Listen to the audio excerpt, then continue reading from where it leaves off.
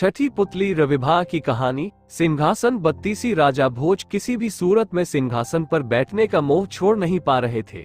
छठे दिन फिर वे राजसी वैभव के साथ तैयार थे बैठने के लिए। तभी छठी पुतली रविभा ने उन्हें रोक दिया। सुनो राजन, ये सिंहासन परम प्रतापी राजा विक्रमादित्य का है।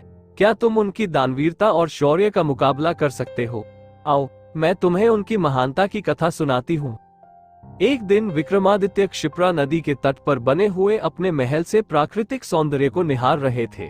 बरसात का महीना था, नदी उफन रही थी और अत्यंत तेजी से बह रही थी। इतने में उनकी नजर एक पुरुष, एक स्त्री और एक बच्चे पर पड़ी। उनके वस्त्र तार तार थे और चेहरे पीले। राजा देखते ही समझ गए कि वे बहुत ही निर्धन हैं। सहसा वे तीनों उस नदी में छलांग लगा गए। अगले ही पल प्राणों की रक्षा के लिए चिल्लाने लगे। विक्रम ने बिना एक पल गवाए नदी में उनकी रक्षा के लिए छलांग लगा दी।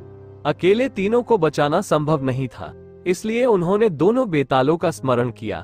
दोनों बेतालों ने स्त्री और बच्चे को तथा विक्रम ने उस पुरुष को डूबने से बचा लिया। तट पर पहुंचकर उन्होंने जानना चाहा वे आत्महत्या क्यों कर रहे थे।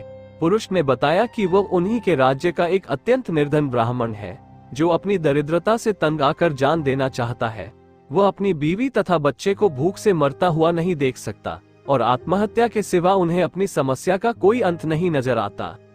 इस राज्य के लोग इतने आत्मनिर्भर हैं कि सारा काम खुद ही करते हैं, इसलिए उसे कोई रोजगार भी नहीं देता। राजा विक्रम ने ब्राह्मण से कहा कि वो उनके अतिथिशाला में जब तक चाहे अपने परिवार के साथ रह सकता है, उसकी हर जरूरत पूरी की जाएगी। ब्राह्मण ने कहा कि रहने में तो कोई हर्ज नहीं है, लेकिन उसे डर है कि कुछ समय बाद आतिथ्य में कमी आ जाएगी और उसे अपमानित होकर जाना पड़ेगा। राजा विक्रम ने उसे विश्वास दिलाया कि ऐसी कोई बात नहीं होगी और उसे भगवान समझकर उसके साथ हमेशा अच्छा बर्ताव किया जाएगा। विक्रम के इस तरह विश्वास दिलाने पर ब्राह्मण परिवार अतिथिशाला में आकर रहने लगा। उसकी देखरेख के लिए नौकर चाकर नियुक्त कर दिए गए। वे मौज से रहते, अपनी मर्जी से खाते पीते और आरामदेह पलंग पर सोते। किसी चीज की उन्हें कमी नहीं थी, लेकिन वे सफाई पर बिल्कुल ध्यान नहीं देते। जो कपड़े पहनते थे उन्हें कई दिनों तक नहीं बदलते। जहां सोते वहीं थूकते और मल मूत्र त्याग भी कर देते।